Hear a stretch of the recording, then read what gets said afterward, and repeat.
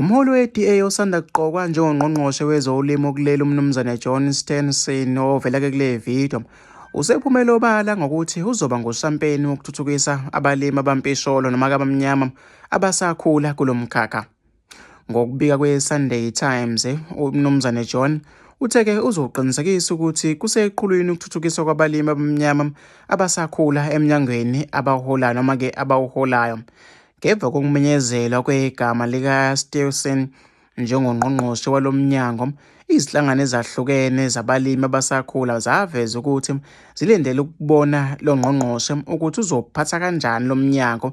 Zaveza ukuthi zilindele ukubona ukuthi noma-ke kuzokwenzekalani ngomthetho we-Agri-BEE ohlose ukubhekelela nokuthuthukiswa kwabalimi abasakhula. USteenhuisen utshele-ke iphephandaba eliphuma ngeSonto ukuthi uke wafunda-ke omunye umbhalo okhala ngokuthi sekubekwe umuntu omhlophe kulo mnyango, okusho ukuthi-ke kuyaphela ngabalimi abamnyama nabasakhula. Uthe-ke alikho iqembu noma-ke aseke noma-ke lalelwa abalimi abamnyama okudlula-ke i-DA.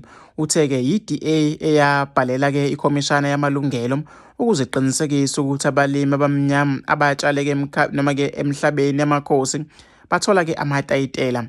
Ngizimisele ukulwela-ke wonke umuntu noma-ke osemkhakheni wezolimo noma ngabe ngomlimi osakhula noma-ke osezingeni eliphezulu.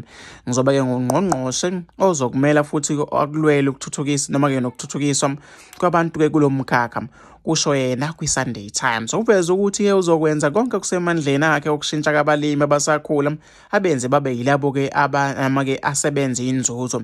Uthe lokhu-ke uzokwenza ngoba-ke ngafuni nje ukuthi benze inzuzo kuphela kodwa-ke bakhiqize noma-ke baveze-ke namathuba emisebenzi.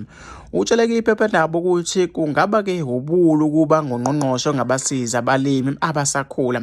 Ukungakhululeki-ke kwaleli noma-ke kwalezi inhlangano zabalimi abasakhula kusukela-ke emthethweni we-DA malana-ke nokuthuthukiswa kwabantu abamnyama neminye-ke ehambisana nokubeka abamnyama-ke phambili.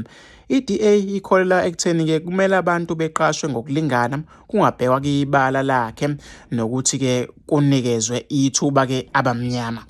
Mina-ke wengane wethu ngofisa ukuthola uvo lwakho nombono wakho ukuthi wena ucabangani-ke ngalolu daba. Sihlangana lapha kwi-comment section.